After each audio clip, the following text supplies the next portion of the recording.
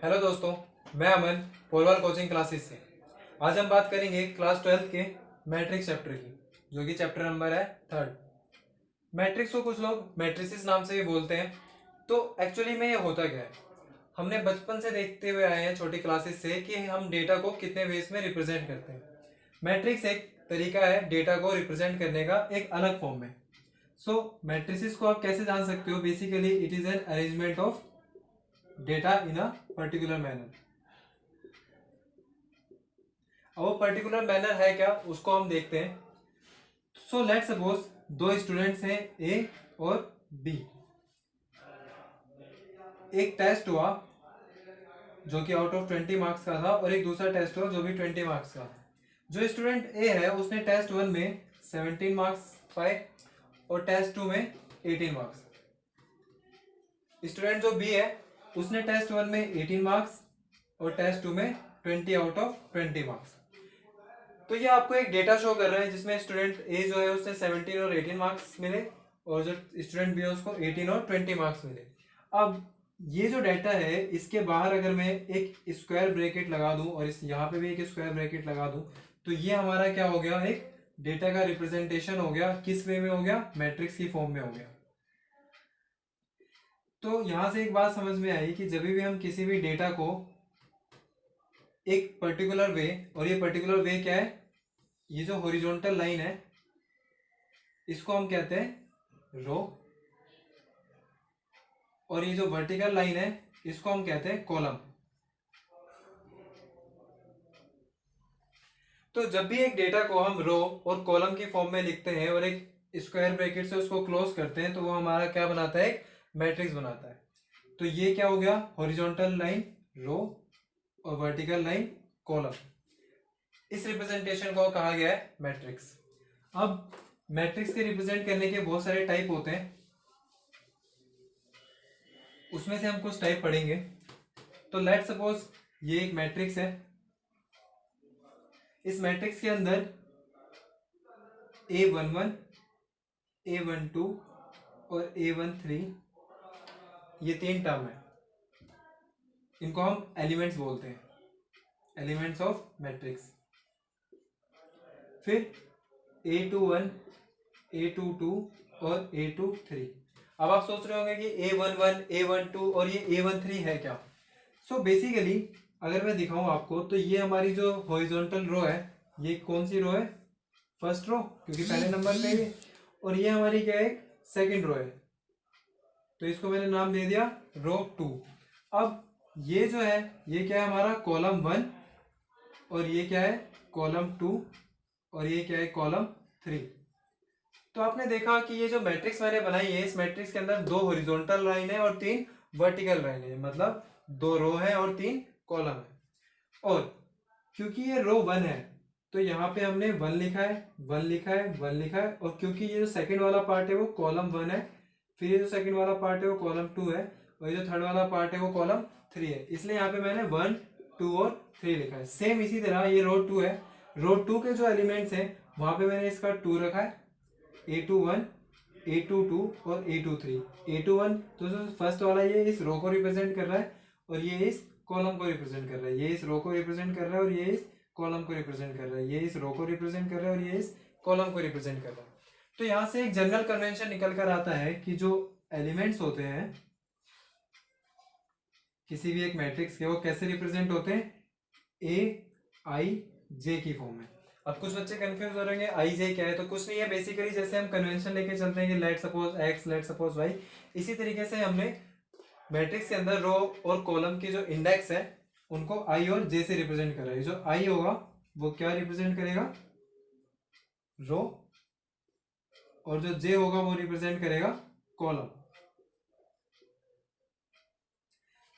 ठीक है।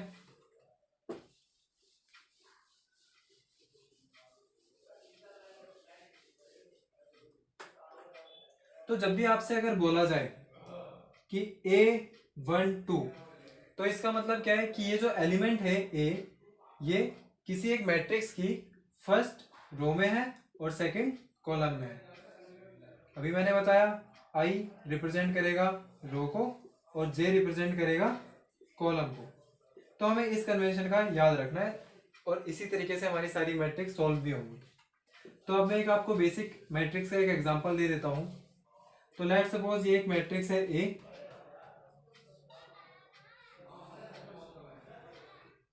जिसमें 2 3 5 6 7 8 9 10 और 5 ये कुछ एलिमेंट्स हैं।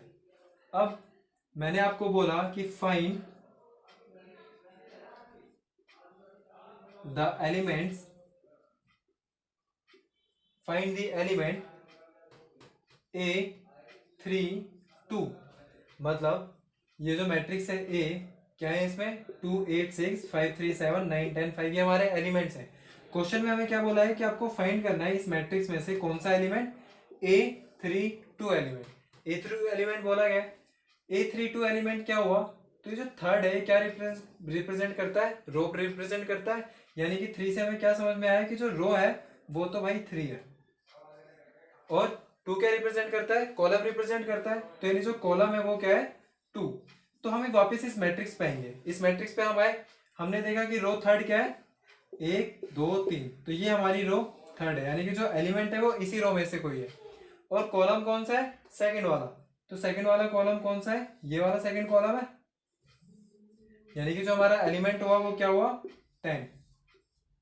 यानी कि जो A32 हमें निकालने के लिए वो बोला गया था वो क्या था 10, क्योंकि जो 10 है वही है जो थर्ड रो में है और सेकंड कॉलम में है। सिंपल।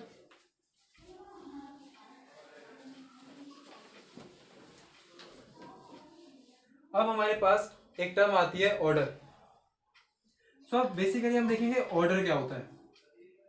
तो अभी आपने देखा कि अगर मैंने कोई एक मैट्रिक्स ली ए और इस मैट्रिक्स को मैंने इसके अंदर कोई भी 4 नंबर डाल दिए 2 3 4 5। अब आपने इसके अंदर देखा कि ये क्या है रो 1, ये क्या है रो 2, और ये क्या है कॉलम 1 और ये क्या है कॉलम 2। सो इस क्वेश्चन के अंदर रो कितनी है 2 और कॉलम कितने हैं वो भी 2।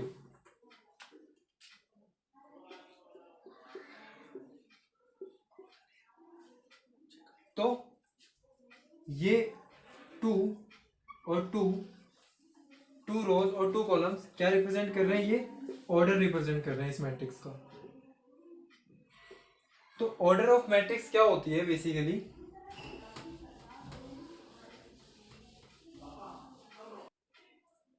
अब अगर इस ऑर्डर में हम आगे और बढ़े तो हम देखेंगे कि लेट सपोज कि एक मैट्रिक्स है ए। इस मैट्रिक्स के अंदर जो इसका फर्स्ट है एलिमेंट वो क्या है A1 1 A1 2 A1 3 A1 4 up to dot dot dot dot A1 N। Okay, N मतलब आगे तक हमें नहीं पता आगे वो क्या है। इसी तरीके से अगर मैं इसको और एक्सपेंड करूं सो A21 A22 A23 A24 dot dot dot A2N। इसी तरीके से अगर मैं सबसे लास्ट में आ जाऊं तो हम नीचे जब हम आएंगे तो AM1 AM2 AM3 AM4 dot dot dot AMN। अब आप सोच रहे होंगे ये M और N क्यों लिया, तो M जो है बेसिकली डिनोट कर रहा है इन्फिनिटी तक, मतलब एक फिक्स नंबर होगा बट हम नहीं पता हम कहाँ तक उसको लेकर जा रहे हैं। तो M एक नंबर ही डिनोट कर रहा है और यहाँ पे N भी एक नंबर ही डिनोट कर रहा है, बट जो M है वो एक रो को रिप्रेजेंट कर रहा है और ये जो N है ये एक कॉलम को रिप्रेजेंट कर रहा है। तो अब अगर मैं बात करूं कि इस मैट्रिक्स का ऑर्डर क्या होगा तो हम क्या बोलेंगे कि ये जो मैट्रिक्स है इसमें टोटल M रोज है और N कॉलम्स है। तो ये जो मैट्रिक्स है इस मैट्रिक्स का ऑर्डर क्या है M इंटू N। तो याद रखना जब हम एलिमेंट के अंदर ऑर्डर की बात करते हैं तो वो हमेशा AI जैसे रिप्रेजेंट होता है, और जब हम मैट्रिक्स के अंदर ऑर्डर की बात करते हैं तो वो हमेशा M इंटू N से रिप्रेजेंट होता है। यहाँ पे जो I होगा वो रो को रिप्रेजेंट करेगा, J कॉलम को रिप्रेजेंट करेगा, और यहाँ पे जो M होगा वो टोटल नंबर ऑफ रोज को रिप्रेजेंट करेगा, और जो N होगा वो टोटल नंबर ऑफ कॉलम को रिप्रेजेंट करेगा। सो लेट सपोज अगर मैंने यहाँ पे एक मैट्रिक्स बनाई A और उस मैट्रिक्स के अंदर जो मेरे एलिमेंट्स रखे वो रखे 2 4 5 6 8 7 3 2 1। ये मेरी एक मैट्रिक्स है। इसमें मैंने देखा कि मेरे पास क्या है, 1 2 3, 3 क्या है रो, और 1 2 3, 3 ही क्या है कॉलम। तो ये जो मेरी मैट्रिक्स है, इस मैट्रिक्स का ऑर्डर क्या हो गया, 3 इंटू 3। ठीक है, तो ये हमारे पास आया ऑर्डर। अब हम देखेंगे हमारे पास टाइप्स ऑफ मैट्रिसेस और मैट्रिक्स। तो जो सबसे पहला टाइप आता है मैट्रिक्स के अंदर,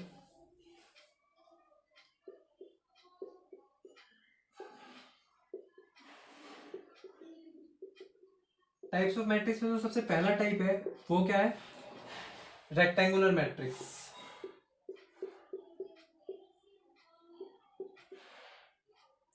अब रेक्टेंगुलर मैट्रिक्स होती क्या है, इफ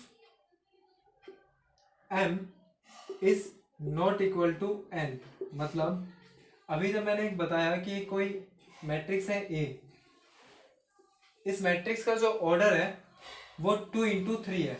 तो जो 2 है वो m होता है और जो 3 होता है वो n होता है। तो यहाँ पे जो m है वो n के इक्वल में नहीं है। तो इस टाइप की जितनी मैट्रिक्स होंगी उसको हम क्या बोलेंगे, रेक्टेंगुलर मैट्रिक्स। ठीक इसी तरीके से जो दूसरा टाइप होता है हमारे पास वो क्या होता है, एक स्क्वायर मैट्रिक्स।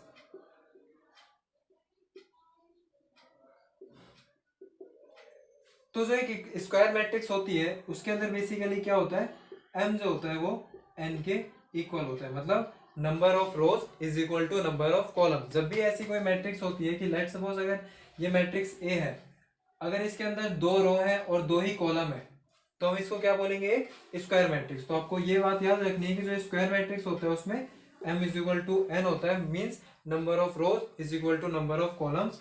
और अगर कोई रेक्टेंगुलर मैट्रिक्स है उसके अंदर हमें ये चीज याद रखनी है कि number of rows is not equal to number of columns. अब जो थर्ड टाइप की एक मैट्रिक्स होती है उसको हम बोलते हैं row matrix. Row matrix basically वो मैट्रिक्स होती है जिसके अंदर सिर्फ और सिर्फ एक रो हो।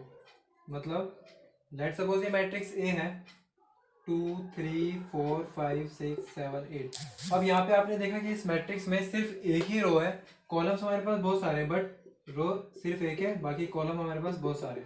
सो इस टाइप की जो मैट्रिक्स होती है उसको हम क्या बोलते हैं, रो मैट्रिक्स। सेम इसी टाइप से एक होती है हमारे पास कॉलम मैट्रिक्स। कॉलम मैट्रिक्स में भी यही होता है कि उसके अंदर रोज बहुत सारी हो सकती हैं बट कॉलम हमेशा एक ही होगी, कॉलम 1। उसके यहाँ पे हमारे डिफरेंट डिफरेंट कोई से भी एलिमेंट आ सकते हैं। तो रो मैट्रिक्स में जिसमें सिर्फ एक रो हो, कॉलम मैट्रिक्स वो जिसमें सिर्फ एक कॉलम हो।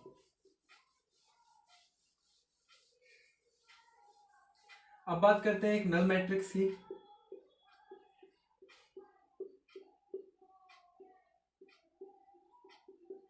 सो नल मैट्रिक्स बेसिकली होता क्या है, जैसे आपको नाम से पता चल रहा होगा नल, नल मतलब कुछ भी नहीं। तो इस टाइप की जो भी एलिमेंट जिसके सारे एलिमेंट्स, इस टाइप की कोई भी मैट्रिक्स जिसके सारे एलिमेंट 0 हो,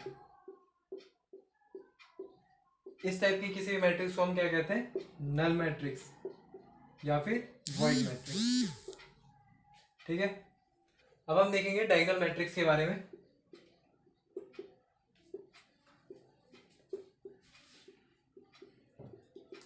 सो डायगोनल मैट्रिक्स में जो सबसे पहली रिक्वायरमेंट ये है, जैसा अभी हमने पढ़ा है स्क्वायर मैट्रिक्स, तो कोई स्क्वायर मैट्रिक्स ही डायगोनल मैट्रिक्स हो सकती है। मतलब अगर हमें किसी भी मैट्रिक्स को बताना है कि वो डायगोनल मैट्रिक्स है या नहीं, तो सबसे पहले हम चेक करेंगे क्या वो मैट्रिक्स स्क्वायर मैट्रिक्स है, क्या उसका order m is equal to n के इक्वल है, तो ही हम उसको आगे चेक कर सकते हैं कि वो डायगोनल मैट्रिक्स है या नहीं है।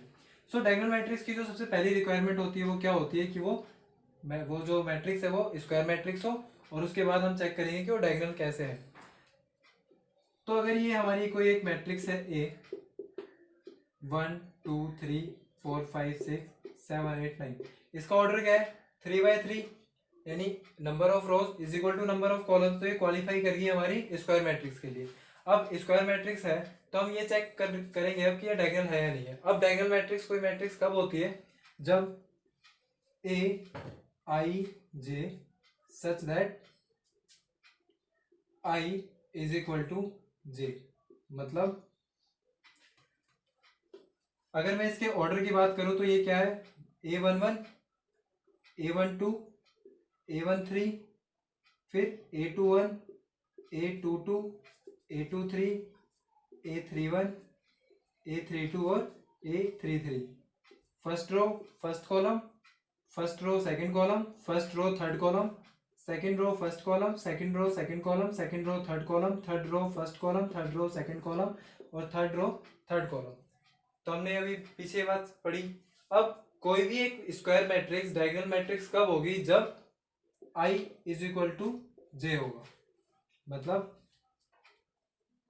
यहाँ पे देखो 1 1 यानी कि 1 is equal to 1, 2 is equal to 2 और 3 इज इक्वल टू 3। तो ये जो मैट्रिक्स है हमारी वो डायगोनल मैट्रिक्स है।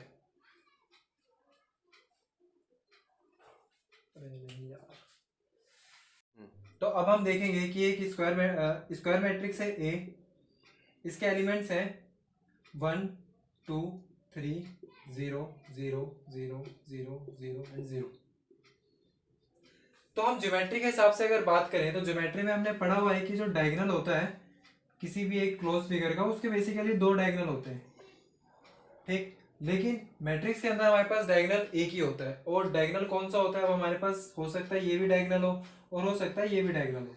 तो डायगोनल हमें कौन सा वाला लेना है मैट्रिक्स के अंदर, वो हमें डिफाइन करा गया है AIJ such that I is equal to J। मतलब जो हमारा रो की वैल्यू होगी वही हमारे कॉलम की वैल्यू होनी चाहिए, और इन एलिमेंट्स को छोड़ के जितने भी एलिमेंट्स हैं वो सारे जीरो होने चाहिए।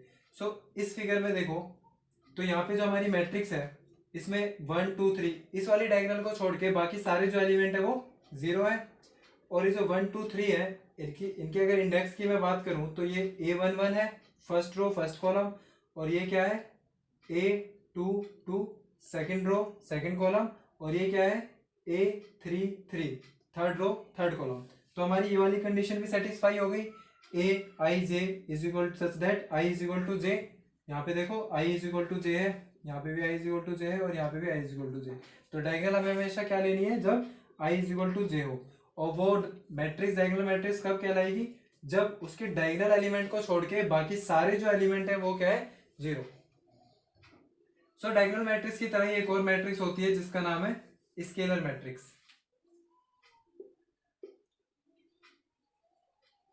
स्केलर मैट्रिक्स क्या होती है, तो अभी हमने डायगोनल मैट्रिक्स में पढ़ा कि जो ये डायगोनल होता है हमारा AIJ where I is equal to J, वो हमें डायगोनल लेना होता है। और स्केलर मैट्रिक्स सिमिलर होती है डायगोनल मैट्रिक्स के, बट इसमें एक चीज क्या होती है, जो इसके डायगोनल एलिमेंट्स होते हैं, लेट्स सपोज ये हमारी मैट्रिक्स है A इज इक्वल टू 5। सो इसके जो डायगोनल एलिमेंट्स हैं वो हमेशा सेम होने चाहिए। मतलब अगर यहाँ पे अगर 5 5 5 है तो डायगोनल एलिमेंट के तीनों एलिमेंट्स क्या है, सेम। सो इस टाइप की मैट्रिक्स को हम क्या कहते हैं, स्केलर मैट्रिक्स, जिसमें जो डायगोनल एलिमेंट्स होते हैं वो सेम। तो आप ये बात लिख सकते हो कि scalar matrix is a matrix in which diagonal elements are same.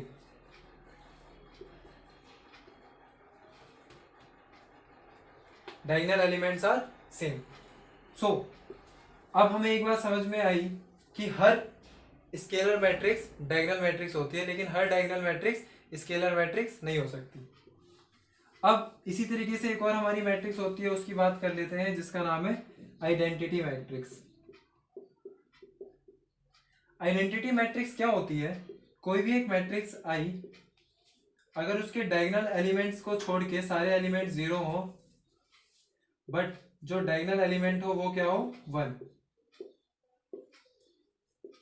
तो इस टाइप की मैट्रिक्स को हम क्या कहते हैं, आइडेंटिटी मैट्रिक्स। तो आइडेंटिटी मैट्रिक्स आप ऐसे याद रख सकते हो कि आइडेंटिटी मैट्रिक्स वो मैट्रिक्स होती है जिसमें जो उनके डायगोनल एलिमेंट्स होते हैं वो क्या होते हैं, 1। तो यहां से हम एक डेफिनेशन पे निकल कर आए कि हर आइडेंटिटी मैट्रिक्स स्केलर मैट्रिक्स होती है, बट हर स्केलर मैट्रिक्स एक आइडेंटिटी मैट्रिक्स नहीं होती, क्योंकि आइडेंटिटी मैट्रिक्स में क्या होता है कि उसके जो डायगोनल एलिमेंट्स होने चाहिए वो क्या होने चाहिए, 1। और कोई भी एक आइडेंटिटी मैट्रिक्स जो होती है उसको हम रिप्रेजेंट किससे करते हैं, आई से। सो ये हमारे कुछ टाइप्स ऑफ मैट्रिक्सेस हैं। और भी टाइप्स के मैट्रिक्सेस होते हैं, तो जब हम कुछ स्पेशल क्वेश्चंस करेंगे उसके अंदर मैं आपको बताऊंगा और डिफरेंट डिफरेंट टाइप के मैट्रिक्स के बारे में। अब हम बात करेंगे इक्वालिटी ऑफ मैट्रिक्स के बारे में। इक्वालिटी ऑफ मैट्रिक्स क्या है कि बेसिकली हम कभी किन कंडीशंस में किसी दो मैट्रिक्स को इक्वल रख सकते हैं।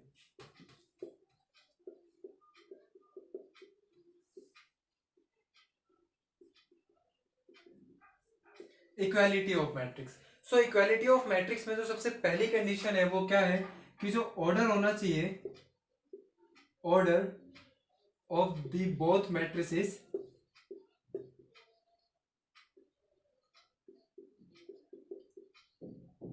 Should be the same.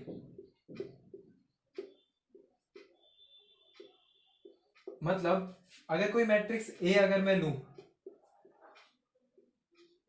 2 3 4 5 और अगर मैंने कोई मैट्रिक्स ली बी 2 3 4 5 8 9, सो आपने देखा कि ये जो मैट्रिक्स ए है इसका ऑर्डर क्या है 2 इंटू 2, 2 रो 2 कॉलम, और जो मैट्रिक्स बी है इसका ऑर्डर क्या है 1 1 2, 2 रोज एंड 1 2 3 3 कॉलम्स।